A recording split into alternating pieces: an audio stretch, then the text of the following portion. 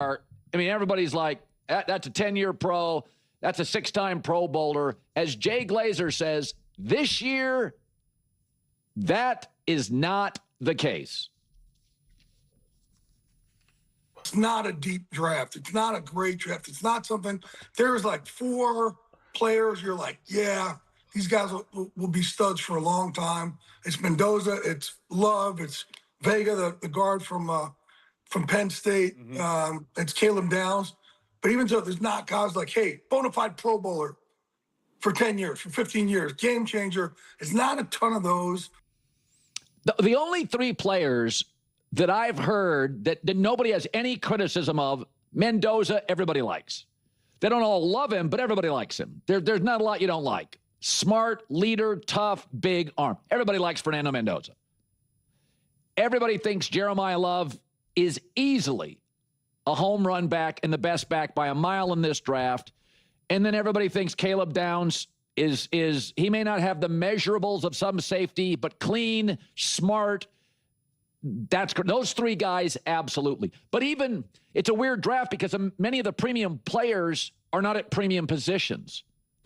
Running back, safety, interior offensive lineman. So they're great players, but do you draft an inside linebacker like Sonny Styles? Do you draft him at 4? Is he that valuable? And then you have the premium positions like edge rusher. You got Reuben Bain, and you're like, well, he's got short arms. Or you got David Bailey, and you're like, well, he's not very good against the run. There's all sorts of rumors about trading up. Dallas should trade up. I don't buy it. I think they can get the best corner potentially and the best safety potentially. 2 absolute needs by not moving up. I don't think it's a move-up draft. I do think Kansas City is sniffing around on Bailey if he didn't get drafted second. So I'm going to give you, based on kind of common sense, text calls, what I believe, and nobody's going 100% on their mock. There are no perfect brackets because you got about 3 can't misses and 12 I can't promise anything. So here is what I would say the first round top half will potentially look like. I think the Titans get Cam Ward, a star running back. By the way, Arvell Reese, Tennessee would love him too. Sala would love him. Once he gets picked, he's going to take the Jahmyr Gibbs of this draft. Cam Ward finally gets some help in the backfield. All right, let's break this down. It's pretty amusing because I was originally planning to turn this into a Tennessee Titans clip. I really wanted to discuss Jeremiyah Love. He's honestly been the main player I've been talking about the most, I suppose, outside of Fernando Mendoza. But before I go any further, Titans fans, please don't forget to subscribe and watch the full video. When you do that, views go through the roof, subscribers go through the roof. And it's not about chasing views or subscribers for the sake of it, it's about creating content that people genuinely want to watch. We've been growing this Titans fan base over just the last couple of months, and it's been fantastic. You guys are actually showing up, actually watching the videos, and that's great. It puts me in a position to keep making Titans content. So please keep that up. And I'll be live streaming the NFL draft today. We can all sit there, hold hands, cross our fingers, and say, please take Jeremiyah Love. Please take Jeremiyah Love. Please take Jeremiyah Love. So definitely check out the live stream. It's going to be a vertical stream, so it'll be through the shorts or whatever platform. Just click my profile picture, I think that's how it works, and come join the party. But here's the funny thing. I didn't know Colin was going to dive into his mock draft and all that. I heard what he was saying, and I thought, okay, what video am I going to make right now? I wanted to do a Titans video. I want to talk about Jeremiyah Love. And then as soon as I saw him going into the mock draft, I thought, please just say the Titans are going to take Jeremiyah Love, that would be perfect. And he did. So thank you, Colin, for that. But this is exactly why I stay away from going all in on mock drafts. A lot of people have asked me, you should do more draft content, more mock drafts, this and that. Listen, this whole time, everyone has been talking about how deep this draft is. How it's absolutely loaded with wide receivers, edge rushers, you name it. You're hearing every name under the sun being thrown around as if every single one of them is going to change everything, right? Whether it's Carnell Tate, Jeremiyah Love, Arvell Reese, Mendoza, Ruben Bain Jr., Sonny Styles, everyone's talking about Mekhi Lemon. Name after name after name. Oh, can you imagine Sean McVay with Mekhi Lemon? Oh, can you imagine Sean McVay with Siddiq? Oh my God, Robert Saleh would crush it with Reese. David Bailey, the Jets cannot pass on him. Every single name, just boom boom boom boom. And now that we're actually at the draft, suddenly it's kind of a weak draft. Wait, what? This is what happened last year too. It was all, oh, next year is going to be the real quarterback draft. And now we're at next year, and it's Fernando Mendoza, and people are saying, is he really a good quarterback? Like, should the Raiders maybe trade down? It's always just a mess in that regard. Always such a mess. This take actually caught me off guard because I've already posted a bunch of draft stuff, and I'm going to be live streaming, so I'm trying to figure out how to organize my day right now, make sure I talk about basketball and the basketball chat. There's just a lot going on. I thought, whatever, let me just see what Colin's talking about. Let me see what's happening, it's draft day. And this caught me off guard. We're essentially hours before the draft, and now we're saying, it's actually kind of a weak draft right now. Wait, what? That has not been a talking point for months. And now, hours before the draft, I'm hearing from a lot of people that this actually isn't that strong a draft. Then why did you act like every single player is going to define the franchise that drafts them? Oh, Sonny Styles, he's going to be the face of a franchise for years to come. Caleb Downs, oh my God. Reese, oh my. It's kind of crazy to me. It really is. And it becomes so impossible to know what really is what. Who is truly special? Who can really make such a huge impact on a team? And the reality is, at the end of the day, you need a lot of players to make an impact on a team. It's never really just one player. Even at the most important position, quarterback. If you have an elite quarterback but a bad coach and the roster is an absolute mess, you're not going to be good. You'll see some magic moments from that quarterback, and you'll be able to point and say, wow, that quarterback is really good. But he's not going to actually be able to be great, to be truly special. I feel like as a collective football fan base, as a football culture of all of us who watch this, we should know that by now. So it's certainly going to be true with the Reeses of the world, the Caleb Downs of the world, the Ruben Bains of the world, even the Jeremiyah Loves of the world. So how great or not great are all these players? What do they accomplish? Well, who else is around them? Saquon Barkley, perfect example, the most recent perfect example of all of this. He went to the Eagles, an actual fully functioning franchise, and immediately broke the rushing record and won the Super Bowl. Okay? And all he needed was a slightly better game, and he would have won Super Bowl MVP. Snort, there you go. The following year, the offensive line wasn't good, the offensive coordinator wasn't good, he did not have the same year he had before.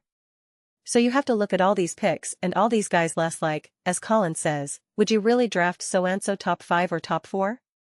It all depends on how well-run your team is. If you are a well-run team, and you know how to draft in later rounds, you know how to work free agency, you're building a team. If you draft a running back number 2 this year but then you know how to draft next year, if you actually know how to do those things, then sure. Then there are no actual rules. And I'm not going to go on the whole rant I've gone on before about looking at drafts on a 2 or 3 year window, like I do for teams in general, but even for the draft itself. Yes, if you believe Jeremiyah Love is going to be truly that special, even if you don't have your offensive line perfectly sorted out or you don't have this or that, you'll take care of that next year. You'll take care of that in free agency. You can absolutely do that. There's no problem with that. And then people say, what about Ashton Janty? Yeah, if the Raiders had their quarterback situation sorted, if they thought they were going to have Geno Smith and Chip Kelly and so on, they would have another top-end pick. Then instead of drafting Fernando Mendoza, maybe they draft Spencer. Now they fortify that offensive line. These players don't have to show their absolute peak on day one. You're building a team. You're building something special. People use Saquon Barkley as a reference, I use him as a reference too, but the Giants made a lot of bad decisions. They could have drafted so many other players over the years alongside Saquon. They could have had Justin Herbert. They could have had Myles Garrett. There were all these other moves that could have been made that they simply didn't. Their failure wasn't, well, they drafted Saquon Barkley and therefore couldn't build a great team. That's not how that worked at all. Like, at all. So don't get lost and tricked by the supposed rules of the draft. If it were that clear, drafts would be very straightforward. Also, typically the best GMs, the ones who run the best organizations, they typically break those so-called rules. If everyone else is following the rules, the really smart people know how to exploit that. They think, oh, everyone else is doing this, so it's actually a little easier for us to navigate now.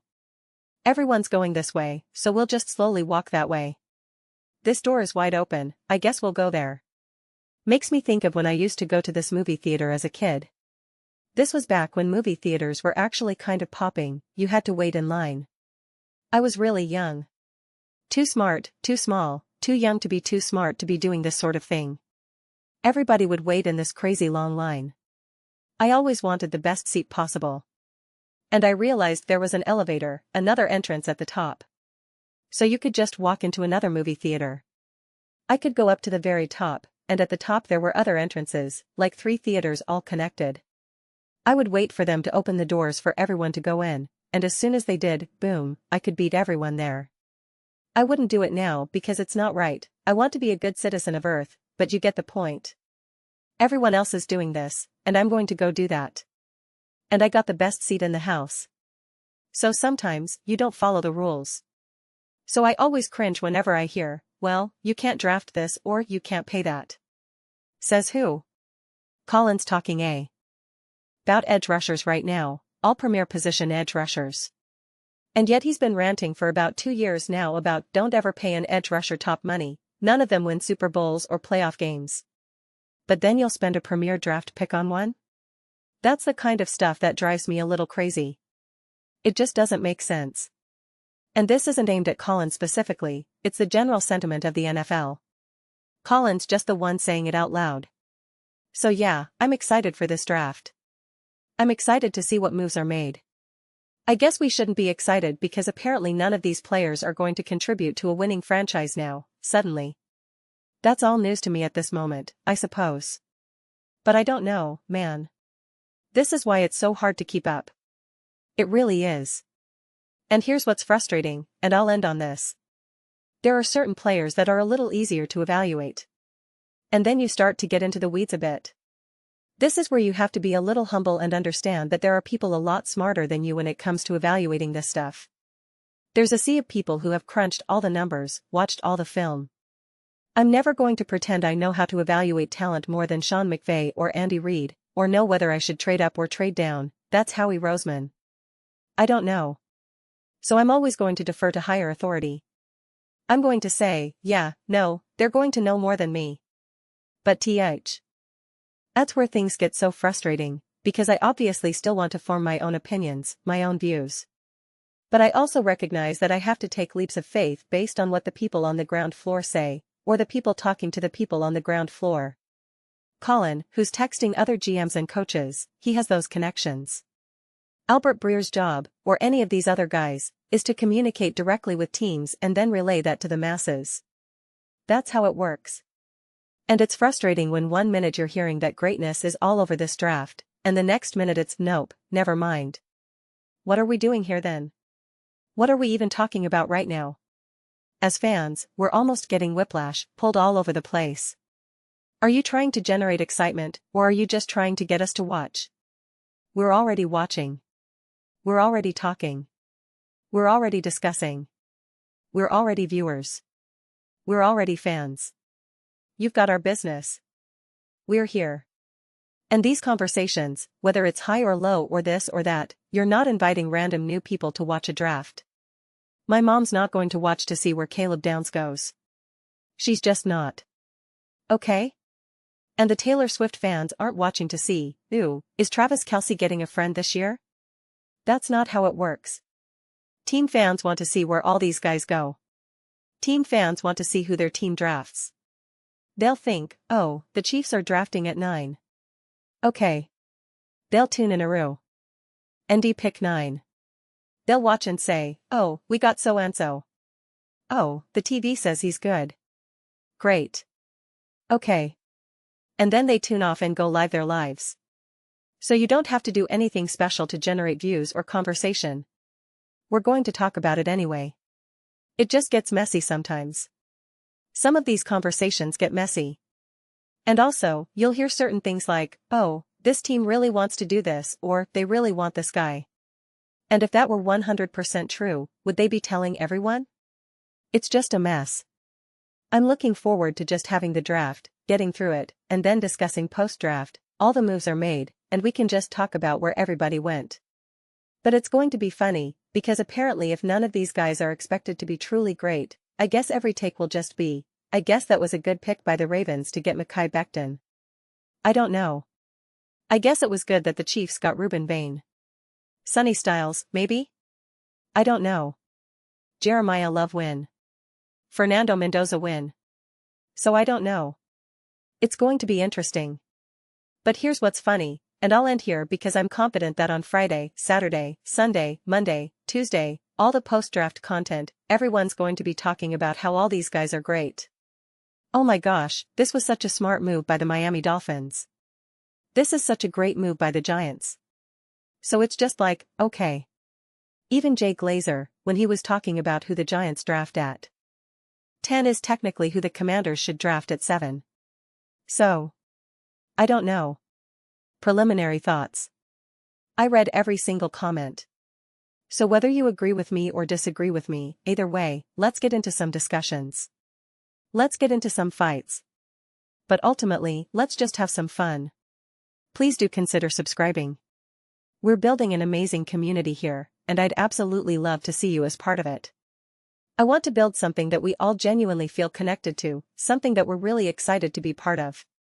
I think we're well on our way to doing that. Please don't forget to give this video a thumbs up, it really does help with visibility and the algorithm. Thank you so much. See you next time.